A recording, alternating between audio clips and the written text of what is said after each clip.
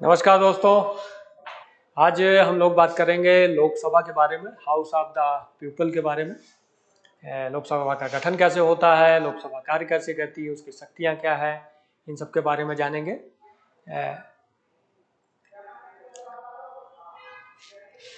लोकसभा सर्वाधिक रूप से लोगों का सदन है। भारतीय की दो सदनीय संसद का निचला सदन है, जिसमें उच्च सदन राज्यसभा और लोकसभा के सदस्य अपने अपने निर्वाचन क्षेत्रों का प्रतिनिधित्व करते हैं। करने के लिए एक वयस्क सार्वभौमिक मताधिकार और एक सरल बहुमत प्रणाली के द्वारा चुने जाते हैं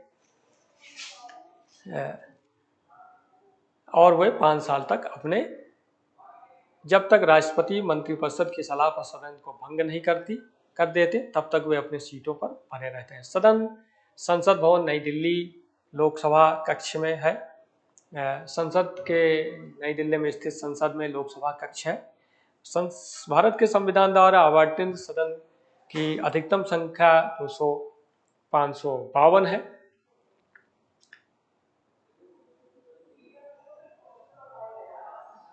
शुरुआत में 1950 में यह संख्या 500 थी। वर्तमान में सदन में 143 सीटें हैं, जो अधिकतम 543 सीटें हैं, जो अधिकतम 543 निर्वाचित सदस्यों के चुनाव से बनती है।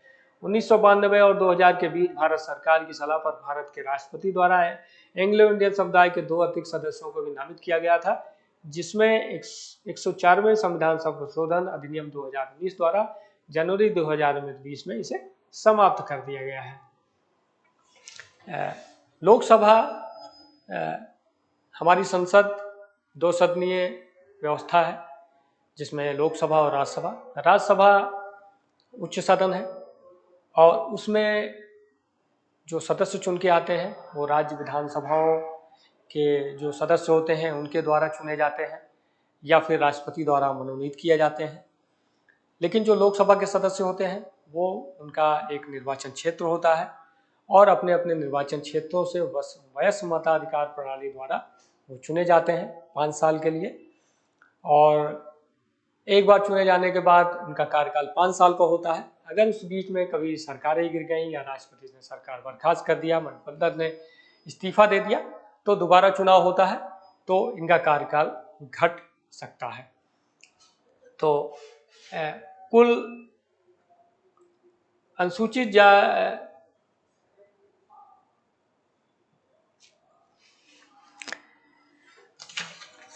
कुल 131 सीटें 24.3 अनुसूचित जात 84 सीट और अनुसूचित जनजात 47 के प्रतिनिधित्व के लिए आरक्षित है। 543 सीटों में 84 सीटें अनुसूचित जातियों के लिए और अनुसूचित जात के 47 सीटें प्रतिनिधियों के लिए आरक्षित है। सदन में कुल सदस्य का 10% होता है। अगर लोकसभा की कोई कार्रवाई होती है तो उसमें कम से कम जितने भी सदस्य हैं उसका 10% होना अनिवार्य है। लोकसभा जब तक कि जल्द भंग न हो जाए अपनी पहली बैठक से नियत तारीख के 5 साल तक काम रहती है। हालांकि जब आपातकाल की घोषणा लागू होती है तो इस अवधि को संसद द्वारा कानूनी या डिक्री के द्वारा बढ़ाया जा सकता है। भारतीय जनगणना के आधार पर हर दशक में भारत की सीमा परिसीमन आयोग द्वारा लोकसभा निर्वाचन क्षेत्रों की सीमाओं को फिर से तैयार करने का अभ्यास किया जाता है, जिसमें से आखिरी बार 2011 में आयोजित किया गया था। इस अभ्यास के पहले जनसंख्या परिवर्तन के आधार पर राज्यों के बीच सीटों का पुनर्वितरण भी शामिल था, लेकिन वह परिवार नियोजन कार्यक्रम को प्रोत्साहित करने के लिए एक संवैधानिक संशोधन के बाद 1976 में आयोग के जनादेश के प्रावधान को निलंबित कर दिया गया था, जिसे लागू किया जा रहा है। 17वीं लोकसभा मई 2019 में चुनी गई थी और 8वीं लोकसभा 2024 में चुनी गई है, जिसका कार्यकाल 2019 तक होगा। अभी 2027 में जनगणना होनी है, राष्ट्रीय जनगणना होनी है और जिस तरह वन नेशन वन इलेक्शन के ऊपर सरकार काम कर रही है, तो हो सकता है कि राज्य विधानसभा और लोकसभा के चुनाव साथ कराए जाए और उसके बाद अगर परिसीमन होता है, जनसंख्या होगी, फिर परिसीमन होगा, सीमा निर्धारण होगा, उसके बाद इसकी संख्या लगभग 850 के करीब जाने की संभावना है। वो घट बढ़ सकती है। एक आइडिया है कि 850 सीटें हो सकती है। अलग अलग राज्यों की सीटें बढ़ेंगी, घटेंगे तो नहीं। तो भारतीय संसद का अपना टेलीविजन चैनल है, संसद टीवी है, जिसका मुख्यालय संसद पर है। इतिहास, प्रथम लोकसभा 1992 है। लोकसभा का जो इतिहास है वो प्रथम लोकसभा 1992 के पहले आम चुनाव के बाद देश को अपनी पहली लोकसभा मिली। भारतीय राष्ट्रीय कांग्रेस 364 सीटों के साथ जीत हासिल करके सत्ता में पहुंची। इसके साथ ही पंडित जवाहरलाल नेहरू भारत के पहले प्रधानमंत्री बने। तब राष्ट्रीय कांग्रेस पार्टी को लगभग 45% मत मिले थे। राज्यों के अनुसार सीटों की संख्या, भारत के प्रत्येक राज्य को उसकी जनसंख्या के आधार पर लोकसभा सदस्य मिलते हैं। वर्तमान में यह 1931 की जनसंख्या पर आधारित है। अगली बार लोकसभा के सदस्यों की संख्या 2026 में निर्धारित की जाएगी। इससे पहले प्रत्येक सदस्य दशक की जनगणना के आधार पर सदस्य निर्धारित होते थे। यह कार्य बाकायदा 84वें संविधान संशोधन 2001 से किया गया था, ताकि राज्य अपनी आबादी के आधार पर ज़्यादा से ज़्यादा स्थान प्राप्त करने का प्रयास नहीं करें। वर्तमान परिप्रेक्ष्य में राज्यों की जनसंख्या के अनुसार वितरित सीटों की संख्या के अनुसार उत्तर भारत का प्रतिनिधित्व दक्षिण भारत के मुकाबले काफी कम है। जहां दक्षिण के 4 राज्यों तमिलनाडु, आंध्र प्रदेश, कर्नाटक और केरल को उनकी संयुक्त जनसंख्या की देश की जनसंख्या का सिर्फ 21% है, को लगभग 129 सीटों लोकसभा सीटें आवंटित हैं। जबकि सबसे अधिक जनसंख्या वाले हिंदी भाषी राज्य उत्तर प्रदेश और बिहार की संयुक्त जनसंख्या के देश की जनसंख्या का 25% है, के खाते में सिर्फ 120 सीटें हैं। वर्तमान में अध्यक्ष और अन्य भारतीय समुदाय के 2 मनोनीत सदस्यों को मिलाकर सदस्य की संख्या 545 है। लोकसभा की सीटें 29 राज्यों और 7 केंद्र शासित प्रदेशों में विभाजित है।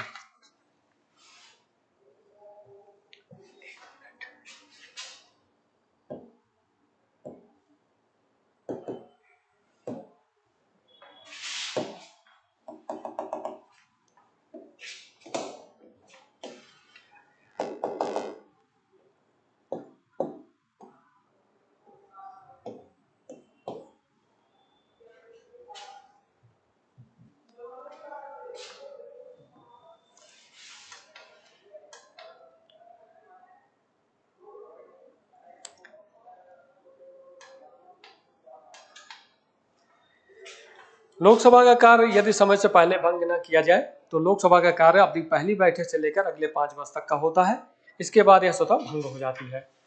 लोकसभा के कार्यकाल के दौरान यदि आपातकाल की घोषणा की जाती है तो संसद को इसका कार्यकाल कानून के द्वारा एक समय में अधिकतम 1 वर्ष बढ़ाया जा सकता है, बढ़ाने का अधिकार है।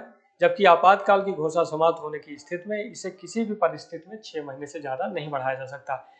एक बार लोकसभा का चुनाव हो गया तो इसका कार्यकाल, जो पहली बैठक होगी लोकसभा में, उससे उसका कार्यकाल अगले 5 सालों तक होता है। अगर कभी कोई देश में आपातकाल की स्थिति है तो एक बार में 1 साल इसकी अवधि बढ़ाई जा सकती है लोकसभा के माध्यम से।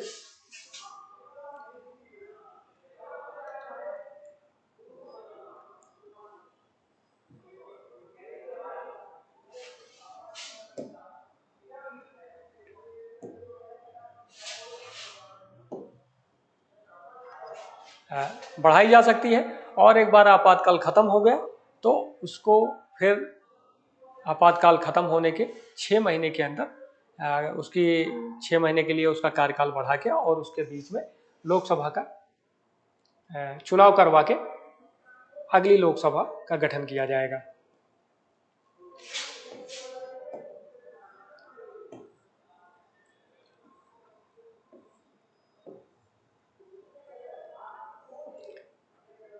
लोकसभा की विशेष शक्तियां, मंत्रिपरिषद की केवल लोकसभा के प्रति उत्तरदायी होती है।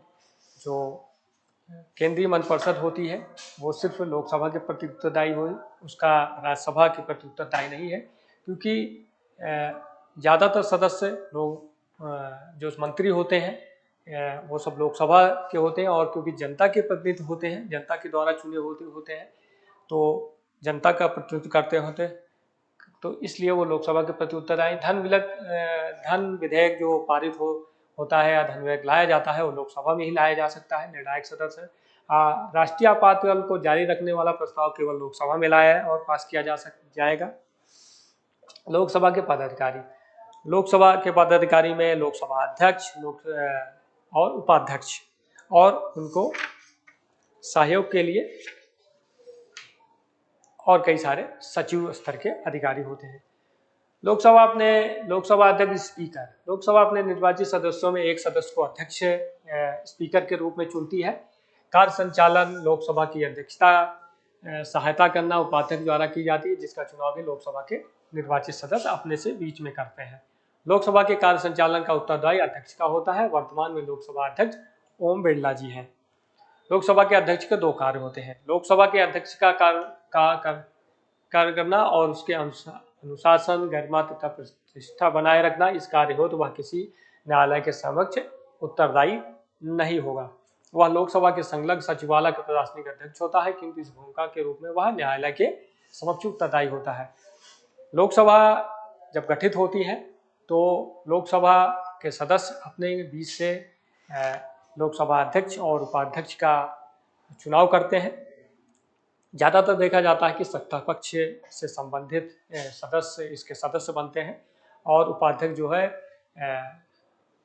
सत्ता पक्ष या विपक्ष में अगर सहमति बन जाती है तो विपक्ष के उपाध्यक्ष विपक्ष का बनाया जाता है, या कभी कभी सत्ता पक्ष अपने बीच से ही उपाध्यक्ष भी नियुक्त करता है। अध्यक्ष का काम लोकसभा की कार्यवाही का संचालन करना, अनुशासन बनाए रखना, निष्पक्षता, पारदर्शिता और लोकसभा की कार्यवाही को संचालित करने के लिए जो सचिवालय होता है उसकी अध्यक्षता करना।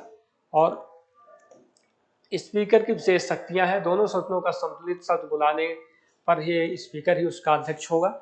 उसके अनुपस्थित होने पर उप स्पीकर या डिप्टी स्पीकर जो होगा उसके भी न होने पर राज्यसभा का उपसभापति तथा सत्र द्वारा नामांकित कोई भी सदस्य सत्र का अध्यक्ष होगा। धन विधेयक का निर्धारण स्पीकर ही करता है। यदि धन बिल से स्पीकर संशंकित है या नहीं करता तो उस बिल को धन विधेयक नहीं माना जाए। स्पीकर का निर्णय ही अंतिम और बाध्यकारी होगा। कोई भी बिल धन विधेयक है या नहीं है उसका निर्धारण लोकसभा अध्यक्ष ही करता है। सभी संसदीय समितियों उनकी अधीनता में काम करती हैं। उसके किसी भी समिति का सदस्य चुने जाने पर वह उसका पदेन अध्यक्ष होगा। संसद या लोकसभा की कार्रवाई के लिए या अलग अलग विभाग होते हैं जिनका बहुत सारा काम होता है, उसके लिए समितियां गठित की जाती हैं। उसका गठन जो है अध्यक्ष द्वारा ही किया जाता है। अध्यक्ष अगर किसी समिति का सदस्य बनता है तो उसका वो पदेन अध्यक्ष भी हो जाता है।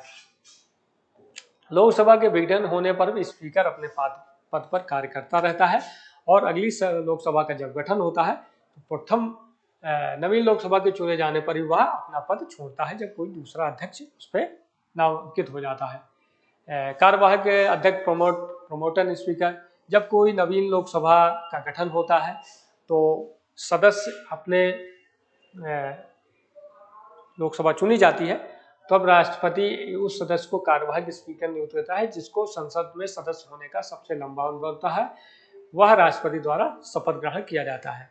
नई लोकसभा जब गठित होती है तो राष्ट्रपति द्वारा जो लोकसभा के सबसे वरिष्ठ सदस्य होता है उसको प्रोमोटर स्पीकर के रूप में नामांकित करता है और उसको शपथ दिलाता है, और वही स्पीकर जो है प्रोमोटर स्पीकर जो है लोकसभा सदस्यों को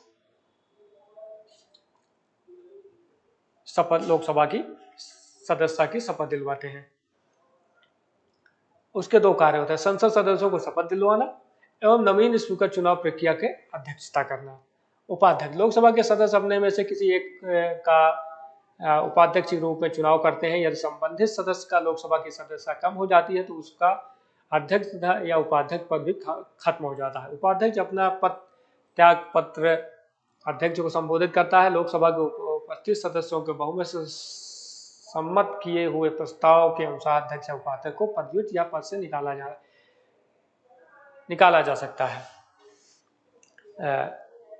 लोकसभा के सत्र, संविधान के अनुच्छेद 85 के अनुसार संसद सदैव इस तरह से आयोजित की जाती है रहेगी कि संसद के दो सत्रों के मध्य 6 माह से अधिक का अंतर न हो। परंपरा अनुसार संसद 3 नियमित सत्रों पर तथा विशेष सत्रों में आयोजित की जाती है। सत्रों का आयोजन राष्ट्रपति की विज्ञप्ति से होता है। संसद लोकसभा के जो सत्र होते हैं साल में 3 बार आयोजित किए जाते हैं, या कभी कभी किसी विशेष परिस्थितियों में संसद का सत्र आहूत किया जाता है, लोकसभा बुलाई जा सकती है। जो 3 सत्र होते हैं उसमें बजट सत्र, मानसून सत्र और शरद सत्र। बजट सत्र वर्ष का पहला सत्र होता है। सामान्यतः फरवरी मई के मध्य चलता है, या सबसे लंबा तथा महत्वपूर्ण सत्र माना जाता है। इसी सत्र में बजट प्रस्तावित तथा पारित होता है। सत्र के आरंभ में राष्ट्रपति का अभिभाषण होता है। बजट सत्र ही लोकसभा का सबसे महत्वपूर्ण सत्र है, क्योंकि इसमें देश के शासन को चलाने के लिए, वित्तीय व्यवस्था को बनाए रखने के लिए एक बजटिंग प्रक्रिया होती है, जो पूरे देश में आर्थिक जो कार्य होते हैं, विकास कार्य होते हैं, या जो भी नीतियाँ बनती हैं वो इसी में बनती हैं। इसमें एक बजट प्रस्तावित किया जाता है पूरे देश के लिए। और लोकसभा की जो पहली बैठक होती है उसमें राष्ट्रपति का अभिभाषण होता है। राष्ट्रपति का अभिभाषण लोकसभा में सरकार की उस साल की नीतियों के बारे में, उसकी नीतियों के बारे में बताया जाता है कि सरकार क्या क्या कदम उठाई जाती है, एक मोटा मोटी उसमें रेखांकित किया जाता है। दूसरा होता है मानसून सत्र, जुलाई और अगस्त के मध्य में होता है। इसमें कई सारे जो बिल होते हैं सरकार के, जो कार्य संचालन के लिए या किसी विशेष कार्य करने के लिए जो बिल लाए जाते हैं वो इसमें पारित किए जाते हैं। और उसके बाद होता है शरद सत्र, नवंबर दिसंबर के मध्य होता है। इसमें कम समय का सत्र होता है। विशेष सत्र, इसके 2 भेद हैं, संसद के विशेष सत्र, लोकसभा के विशेष सत्र। संसद के विशेष सत्र प्रधानमंत्री के सलाह पर राष्ट्रपति इनका आयोजन करता है। ये किसी नियमित सत्र के मध्य अथवा उसके पृथक आयोजित किए जाते हैं। एक विशेष सत्र में कोई विशेष कार्य चर्चित तथा पारित किया जाता है। यदि सदन चाहे भी तो अन्य कार्य नहीं कर सकता। कभी ऐसी परिस्थितियां आती हैं देश के सामने जिसमें कोई ऐसा कानून बनाना अनिवार्य होता है कि बिना इसके काम नहीं चल सकता, तो प्रधानमंत्री राष्ट्रपति से अनुमति लेकर लोकसभा सत्र आयोजित किया जाता है, और उसमें जिस विषय के ऊपर कोई कानून बनाना होता है, चर्चा करनी होती है, वो कार्य किया जाता है। लेकिन उस सत्र में किसी और मुद्दे पे काम नहीं होता, सिर्फ उसी विषय पे काम हो सकता है। लोकसभा का विशेष सत्र, अनुच्छेद 352 में इसका वर्णन है, किंतु इसे 44वें संशोधन 1967 में स्थापित किया गया। यदि लोकसभा के कम से कम 1/10 सदस्य एक प्रस्ताव लाते हैं जिसमें राष्ट्रीय आपातकाल को जारी न रखने की बात कही गई हो, तो नोटिस देने के 14 दिन के भीतर सत्र बुलाया जाता है। सत्रावान, मंत्रिपरिषद की सलाह पे सदन का अपना सत्रावान राष्ट्रपति करता है। इसमें संसद का एक सत्र समाप्त हो जाता है तथा संसद दोबारा तभी सत्र कर सकती है जब राष्ट्रपति सत्रारंभ का सम्मन जारी कर दे। लोकसभा के सदस्य या सरकार प्रधानमंत्री के द्वारा मंत्रिपरिषद की सलाह पर राष्ट्रपति लोकसभा का सत्रावान करता है, और जब दोबारा लोकसभा मंत्रिपरिषद इसका अनुमोदन करती है कि दोबारा से सत्र बुलाया जाए, तो राष्ट्रपति के द्वारा फिर से यह बुलाया जाता है। संसद से समाप्त होने के बाद भी समक्ष लंबित कार्य समाप्त नहीं हो जाते। स्थगन, लोकसभा स्थगन, किसी सदन के सभापति द्वारा सत्र के मध्य एक लघु का अंतराल लाया जाता है। इससे सत्र समाप्त नहीं हो जाता, ना उसके समक्ष लंबित कार्य समाप्त हो जाते। यह 2 प्रकार का होता है, अनिश्चितकालीन या जब अगली मीटिंग का समय दे दिया जाए। लोकसभा का विघटन, राष्ट्रपति द्वारा मंत्रिपरिषद की सलाह पर किया जाता है। इससे लोकसभा का जीवन समाप्त हो जाता है। इसके बाद अन्य चुनाव ही होते हैं। विघटन के बाद सभी लंबित कार्य जो लोकसभा के समक्ष होते हैं समाप्त हो जाते हैं, किंतु बिल जो राज्यसभा में लाए गए हों और वही लंबित हो समाप्त नहीं होते, या बिल जो राष्ट्रपति के सामने विचाराधीन हो वह भी समाप्त नहीं होते हैं, या राष्ट्रपति संसद के दोनों सदनों के लोकसभा विघटन से पूर्व संयुक्त बैठक बुला सकता है।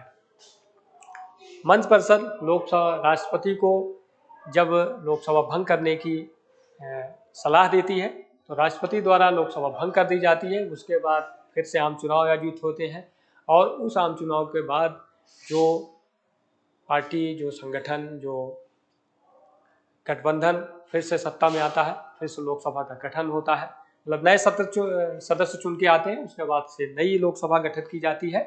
और उसके बाद जो विधायी कार्य है, जैसे कोई बिल राज्यसभा में पड़ा हुआ है तो वो खत्म नहीं होगा, लोकसभा के जो बिल होंगे वो सब खत्म हो जाएंगे, कोई पेंडिंग है या कुछ काम पेंडिंग है वो सब वहीं खत्म हो जाएगा। लेकिन राज्यसभा में जो पेंडिंग बिल होंगे वो नहीं खत्म होंगे, या जो राष्ट्रपति के अनुमोदन के लिए गए हैं वो नहीं खत्म होंगे, या राष्ट्रपति को ऐसा लगेगा किसी बिल पे तो वो संयुक्त सदन बुला के उसको पारित भी करा सकता है। लोकसभा की विधायी संबंधी कार्य प्रक्रिया बिल विधेयक कुल 4 प्रकार के होते हैं। सामान्य विधेयक, इनकी 6 विशेषताएं हैं। परिभाषित हो, राष्ट्रपति की अनुमति हो, बिल कहाँ प्रस्तावित हो, सदन की विशेष शक्तियों में आता हो, कितना बहुमत चाहिए, गतिरोध पैदा हो।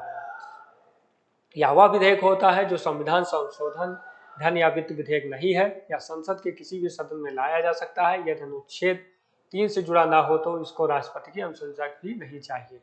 इस बिल को पारित करने में दोनों सदनों की विधायी शक्तियां बराबर होती हैं। इसे पारित करने में सामान्य बहुमत चाहिए। एक सदन द्वारा स्वीकृत कर देने पर यदि गतिरोध पैदा हो जाए तो राष्ट्रपति दोनों सदनों की संयुक्त बैठक, परिषद की बैठक बुला सकता है, मंत्रिपरिषद की बैठक परिषद की सलाह पर बुला सकता है।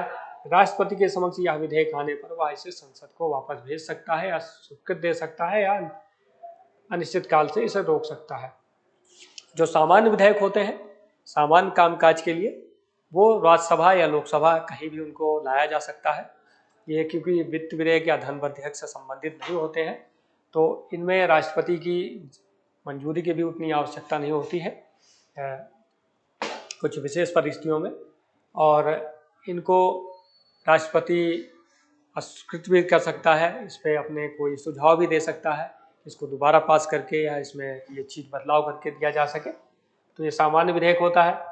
धन विधेयक, जो पूर्णतः एक या अधिक मामलों का जिनका वर्णन अनुच्छेद 110 में किया गया हो से जुड़ा हो, धन विधेयक कहलाता है। ये मामले हैं किसी प्रकार के कर को लगाना, हटाना, नियमन, धन उधार लेना, या कोई वित्तीय जिम्मेदारी जो भारत सरकार ले रखी है, भारत की आपात संचित से धन की निकासी, जमा करना, या संचित का धन की मात्रा का निर्धारण करना, ये सारे धन विधेयक होता है।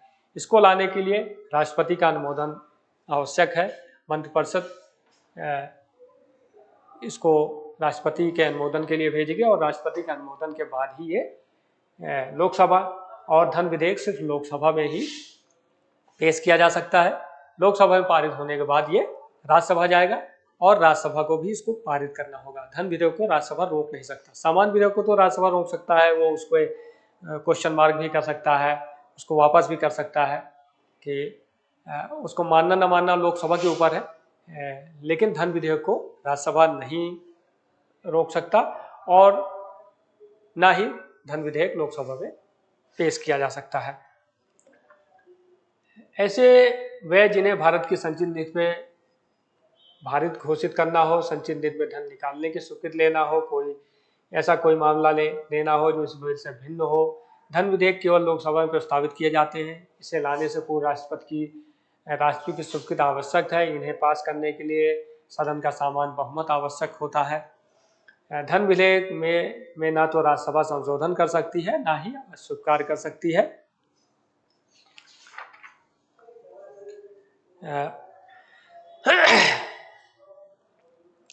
राज्यसभा इस बिल को पारित कर सकती है, या फिर 14 दिन के लिए रोक सकते हैं, किंतु इसी के बाद यह बिल दोनों सदनों द्वारा पारित माना जाएगा। राज्यसभा द्वारा सुझाए कोई भी संशोधन लोकसभा की इच्छा पर निर्भर करेगा कि उसे स्वीकार करे या अस्वीकार करे या न करे। जब इस बिल को राष्ट्रपति के पास भेजा जाएगा तो वह सदैव इसे स्वीकृति देगा, क्योंकि धन विधेयक राष्ट्रपति की स्वीकृति के बाद ही लोकसभा में पेश किया जाता है।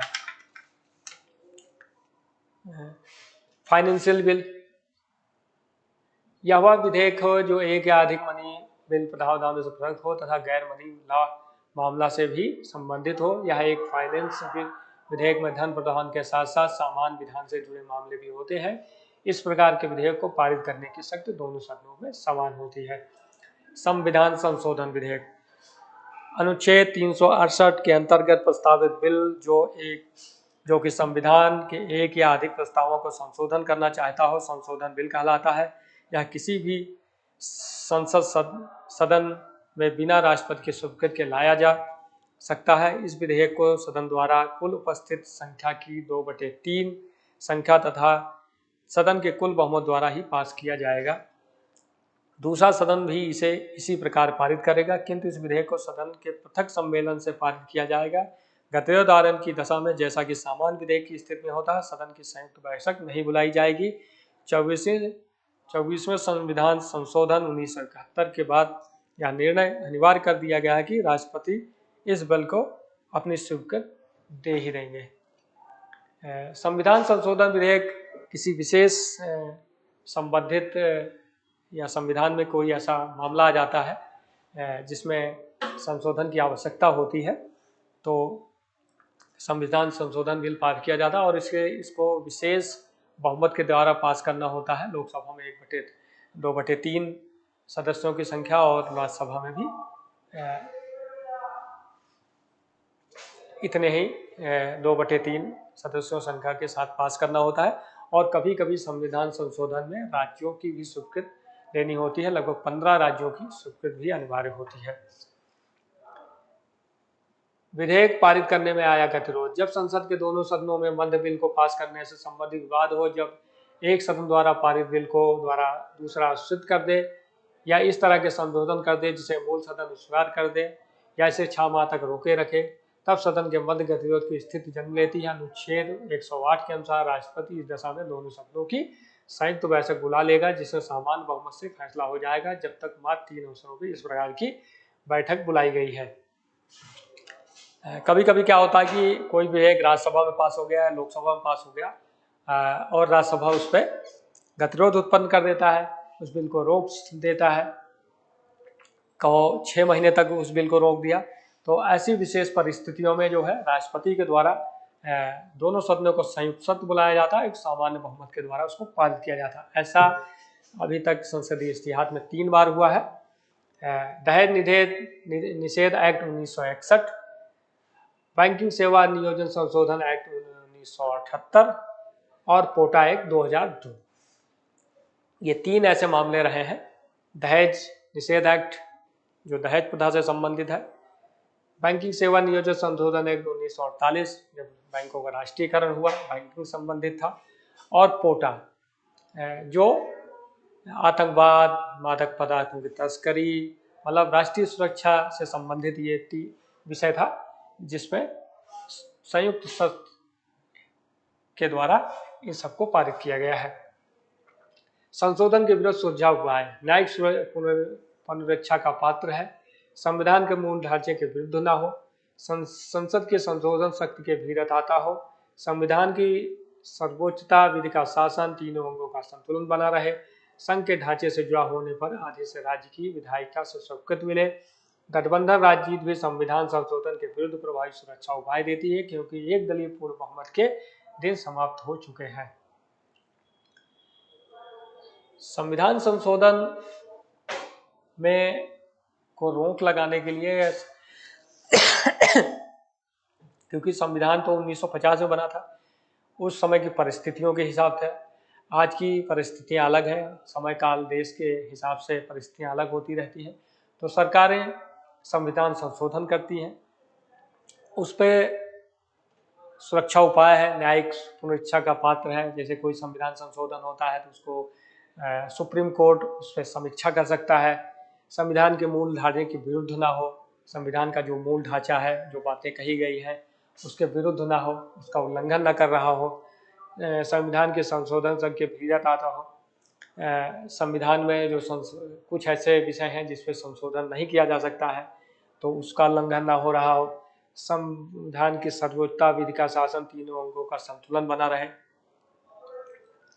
संघ के ढांचे से जुड़ा होने पर आधे राज्य की विधायिका से, अगर कोई संविधान संशोधन होता है तो देश के आधे से ज़्यादा राज्यों का उसका संशोधन का अनुमोदन करें और उसको पारित करें, तब वो संविधान संशोधन होगा। गठबंधन राज्य की, आज का टाइम गठबंधन राजनीति की है, तो इसमें संविधान संशोधन करना बहुत टेढ़ा है। अध्यादेश जारी करना, अनुच्छेद 123 राष्ट्रपति को अध्यादेश जारी करने की शक्ति देता है। अध्यादेश तब जारी किया जाता है जब लोकसभा का सत्र ना चल रहा हो, संसद ना चल रही हो और उसके बीच में कोई ऐसा विषय आ जाए जिसपे कोई कानून लाना पड़ जाए, तो मंत्रिपरिषद की सलाह पे राष्ट्रपति अध्यादेश जारी करता है और उस अध्यादेश जारी होने के 6 महीने के भीतर उसको लोकसभा में मतलब संसद में पास करना अनिवार्य है, वरना वो जो भी नियम बने हैं वो खत्म हो जाएंगे या जो अध्यादेश जारी किया गया है उसकी शक्तियां खत्म हो जाएंगी। राष्ट्रपति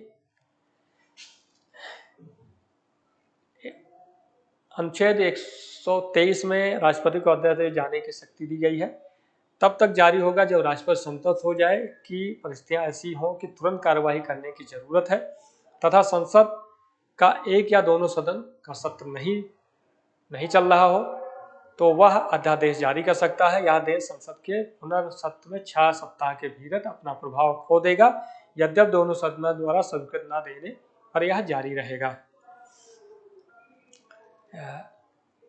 यह शक्ति भी न्यायालय द्वारा पुनरीक्षण का पात्र है, किंतु शक्ति के गलत प्रयोग या दुर्भावना को सिद्ध करने का कार्य उस व्यक्ति पर होगा जो इसे चुनौती देगा। अध्यादेश जारी करने के हेतु संसद का सत्र आह्वान करना भी उचित हो सकता है। अध्यादेश को हम अस्थायी विधि मान सकते हैं या राष्ट्रपति की विधायिका शक्ति के अंदर आता है, ना कि कार्यपालिका। वैसे ये कार्य भी वह मंत्रिपरिषद की सलाह से ही करता है। यदि किसी संसद किसी अध्यादेश को अस्वीकार कर दे तो वह नष्ट भले ही हो जाए, किंतु उसके अंतर्गत किए गए कार्य अवैधानिक नहीं हो जाते। राष्ट्रपति की अध्यादेश जारी करने की शक्ति पे नियंत्रण है। नंबर 1, प्रत्येक जारी हुआ अध्यादेश संसद के दोनों सदनों द्वारा उनके सत्र शुरू होने के 6 हफ्ते के भीतर स्वीकृत करना आवश्यक होगा। इस प्रकार कोई अध्यादेश संसद की स्वीकृति के बिना 6 मार्च + 6 सप्ताह से अधिक नहीं चल सकता। लोकसभा एक अध्यादेश को अस्वीकार करने वाला प्रस्ताव 6 सप्ताह की अवधि समाप्त होने के पूर्व पास कर सकती है। राष्ट्रपति का अध्यादेश न्यायिक समीक्षा का विषय है। अगर कोई अध्यादेश लाया गया है तो उस पर सुप्रीम कोर्ट उसकी समीक्षा भी कर सकता है। और अगर कोई अध्यादेश 6 महीने के अंदर जब संसद सत्र चालू होगा तो संसद सत्र चालू होने के 6 सप्ताह के भीतर उसको स्वीकार या अस्वीकार करना आवश्यक होगा। अगर उसको स्वीकार कर ले गया, संसद उसको पास कर लेगी तो वो कानून बन जाएगा, और अगर उसको नहीं पारित किया, नहीं अस्वीकार किया तो वो अध्यादेश खत्म हो जाएगा। संसद में राष्ट्रपति का अभिभाषण।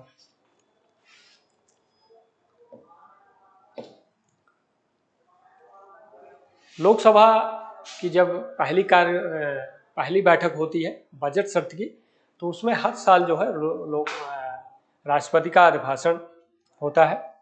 यह सदैव मंत्रिपरिषद तैयार करती है। यह सिवाय सरकारी नीतियों की घोषणा के कुछ नहीं होता है।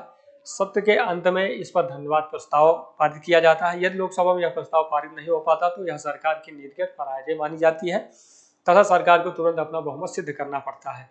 संसद के प्रत्येक वर्ष के प्रथम सत्र में लोकसभा चुनाव के तुरंत पश्चात दोनों सदनों की सम्मिलित बैठक को राष्ट्रपति संबोधित करता है। यह संबोधन वर्ष के प्रथम सत्र का परिचायक है। इन संयुक्त बैठकों का सभापतित्व खुद राष्ट्रपति करता है। अभिभाषण में सरकार की उपलब्धियों तथा नीतियों का वर्णन तथा समीक्षा होती है जो पिछले वर्ष में हुई थी। आंतरिक समस्याओं से जुड़ी नीतियां भी इसी में घोषित होती हैं। प्रस्तावित विधायिका कार्यवाही को जो कि संसद के सामने उस वर्ष में सत्र में लानी हो या वर्णन भी अभिभाषण में होता है। अभिभाषण के बाद प्रश्नों पृथक बैठक करके उस पर चर्चा करते हैं जिससे पर्याप्त समझ लिया जाता है। राष्ट्रपति संसद की पहली बैठक में अभिभाषण या मतलब सरकार की नीतियों का, सरकार की क्रियाओं का जो पिछली साल उसने किया है, जो आगे वाले साल में उसकी नीतियां होंगी उसके बारे में वो बताता है। अभिभाषण मंत्रिपरिषद तैयार करती है।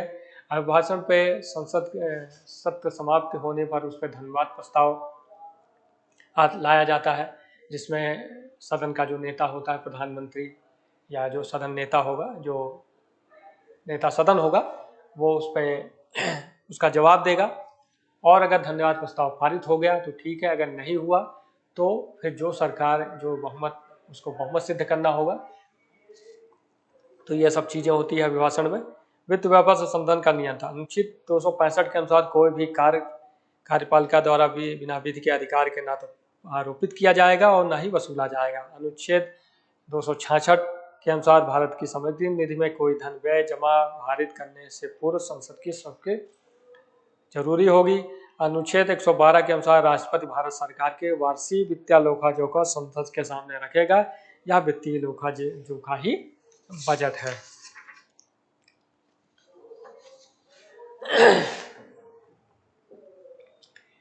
बजट सरकार की आय व्यय का एक वितरण पत्र है। अनुमानित आय व्यय को जो भारत सरकार के भावी वर्ष में करना हो या भावी वर्ष के व्यय के लिए राजस्व का आने का वर्णन करता हो। बजट में पिछले वर्ष के वास्तविक आय का व्यय का वितरण होता है। बजट सामान्यतः वित्त मंत्री द्वारा सामान्यतः फरवरी के पहले दिन लोकसभा में प्रस्तुत किया जाता है। उसी समय राज्यसभा में भी इसी बजट के कागजात रखे जाते हैं। यह एक धन विधेयक है। बजट में सामान्यतः पिछले वर्ष के वास्तविक अनुमान, वर्तमान वर्ष के संशोधन अनुमान, आगामी वर्ष के प्रस्तावित अनुमान प्रस्तुत किए जाते हैं। अतः बजट का संबंध 3 वर्ष के आंकड़ों से होता है। बजट पेश करने के बाद इसमें कटौती प्रस्ताव बजट पर किया का ही भाग है। जैसे किसी मद में कोई कटौती करनी है जो पहले से बजट में स्वीकृत है, तो उसमें कटौती प्रस्ताव लाया जाता है। बजट प्रतिक्रिया का ही भाग है, केवल लोकसभा में प्रस्तुत किया जाता है। ये वे उपकरण है जो लोकसभा सदस्य कार्यपालिका पर नियंत्रण हेतु उपयोग लाते हैं या अनुदान में कटौती कर सकते हैं। उसमें 3 प्रकार है। नीति संबंधी कटौती, इस प्रस्ताव का लक्ष्य लेखानुदान संबंधी नीति की स्वीकृति इस रूप में होती है। मांग को कम कर मात्र 1 रुपया किया जाता है। यदि इस प्रस्ताव को पारित कर दिया जाए तो यह सरकार की नीति संबंधी पराजय मानी जाती है। इसे तुरंत अपना विश्वास सिद्ध करना होता है। अगर कटौती प्रस्ताव विपक्ष द्वारा लाया जाता है, कोई लोकसभा सदस्य लाता है, और अगर ये पारित हो जाए तो एक तरह से नीतिगत पराजय मानी जाती है।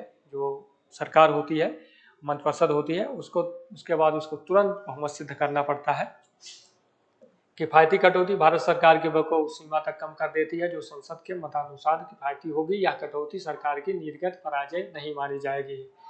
सांकेतिक कटौती, इस कटौती का लक्ष्य संसद सदस्य की विशेष शिकायतों को जो भारत सरकार से संबंधित है को निपटाने हेतु प्रयोग होती है, जिसके अंतर्गत मांगे गए धन से मात्र 100 रुपए की कटौती की जाती है। यह कटौती भी नीतिगत पराजय नहीं मानी जाएगी। लेखानुदान, वोट ऑन अकाउंट, अनुच्छेद 116 इस प्रावधान का वर्णन करता है। इसके अनुसार लोकसभा वोट ऑन अकाउंट नामक तात्कालिक उपाय प्रयोग लाती है। इस उपाय द्वारा यह भारत सरकार को भावी वित्तीय वर्ष में भी तब तक व्यय करने की छूट देती है जब तक बजट पारित नहीं हो जाता। यह सामान्यतः बजट का अंग होता है, क्योंकि यदि मंत्रिपरिषद इसे ही पारित करवाना चाहे तो यही अंतरिम बजट बन जाता है, जैसा कि 2004 में एनडीए सरकार के अंतिम बजट के समय हुआ था। फिर बजट नई यूपीए सरकार ने पेश किया। और नॉन क्रेडिट प्रत्यानुदान, ये उस समय लागू किया जाता है जैसे लोकसभा का किसी विशेष परिस्थितियों में पैसा खर्चा करना है, या फिर लोकसभा चुनाव आ गया है और पूर्ण बजट पेश नहीं किया जाता, तो ये लेखानुदान पेश किया जाता है।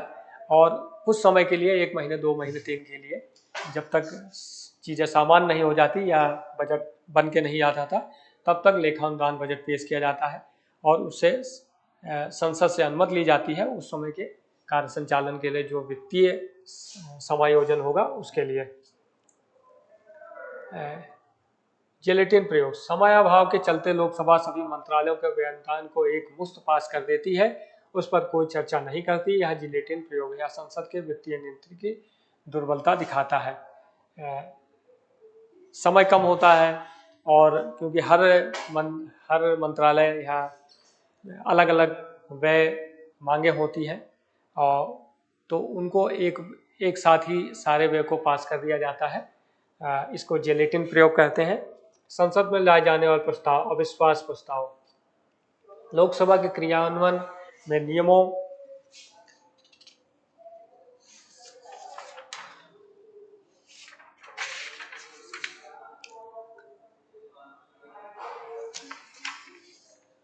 लोकसभा के क्रियान्वयन नियमों में इस प्रस्ताव का वर्णन है। विपक्ष द्वारा यह प्रस्ताव लोकसभा मंत्रिपरिषद के विरुद्ध लाता है। इसे लाने हेतु लोकसभा के 50 सदस्यों का समर्थन जरूरी है। या सरकार के विरुद्ध लाए जाने वाला आरोपों का वर्णन नहीं करता, केवल यह बताता है कि सदन मंत्रिपरिषद में विश्वास नहीं करता या एक बार प्रस्तुत करने पर यह प्रस्ताव सिवाय धन्यवाद प्रस्ताव के सभी अन्य प्रस्तावों पर प्रभावी हो जाता है।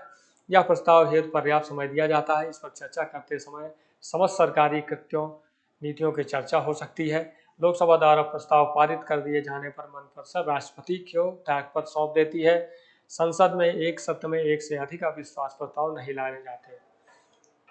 जो अविश्वास प्रस्ताव होता है वो लोकसभा में ही लाया जाता है और ये मंत्रिपरिषद पे एक तरह से कंट्रोल करने के लिए, सरकार पे दबाव बनाने के लिए, या कभी विपक्ष को ये लगता है कि सरकार लोकसभा मंत्रिपरिषद लोकसभा का विश्वास खो चुकी है, उसके पास पर्याप्त संख्या नहीं है बहुमत के लिए, तो लोकसभा विपक्ष जो है अविश्वास प्रस्ताव लाता है।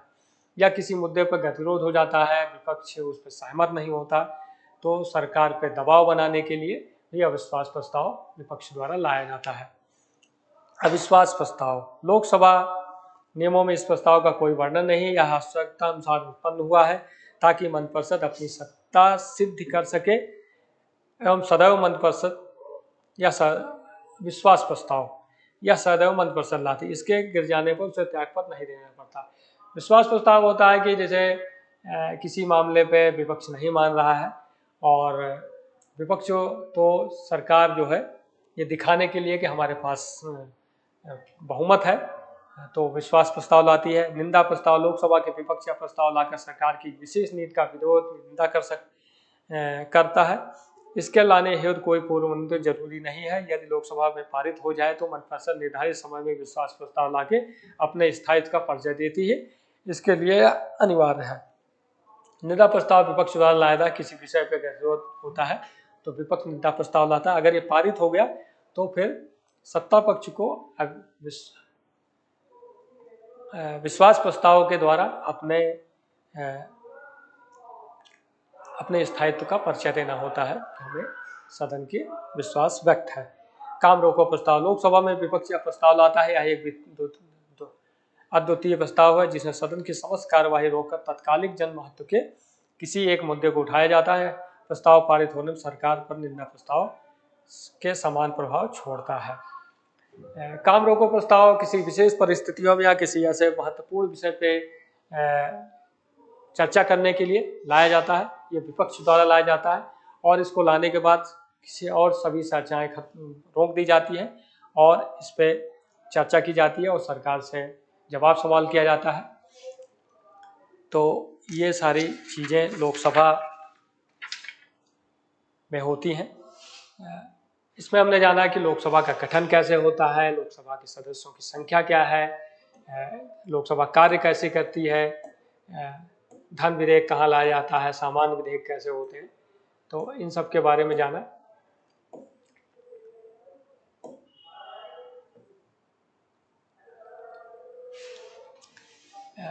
लोकसभा हमारे देश में शासन सत्ता चलाने के लिए ये विधायी संगठन है, संसद का निचला सदन है।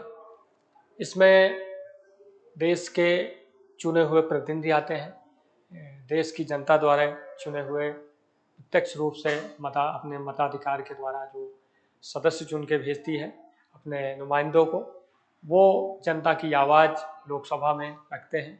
उनकी देश की सारी नीतियाँ, शासन चलाने संबंधी जो भी नीतियाँ बनती हैं, जो भी नियम बनते हैं, वो सब लोकसभा के द्वारा ही बनते हैं। देश की वित्तीय लेखा जोखा जो प्रस्तुत होता है बजट के द्वारा, वो लोकसभा में ही प्रस्तुत किया जाता है। सारे धन विधेयक भी लोकसभा में पारित किए जाते हैं। अविश्वास प्रस्ताव भी जो सरकार पे एक तरह से दबाव बनाने के लिए या मंत्रिपरिषद का सदन में विश्वास नहीं रह गया है, वो भी अविश्वास प्रस्ताव भी लोकसभा में लाया जाता है। तो ये सारी चीज़ें लोकसभा में होती हैं। हमारे देश में संसद दो सदनीय व्यवस्था है, राज्यसभा और लोकसभा। राज्यसभा उच्च सदन बोला जाता है, लोकसभा निम्न सदन बोला जाता है। तो आज हम लोगों ने जाना लोकसभा के बारे में, आगे किसी और विषय में बात करेंगे। तो आज के लिए इतना ही। ये मेरा YouTube चैनल है, आप लोग इसको ज़्यादा से ज़्यादा लाइक करें, सब्सक्राइब करें, शेयर करें। धन्यवाद।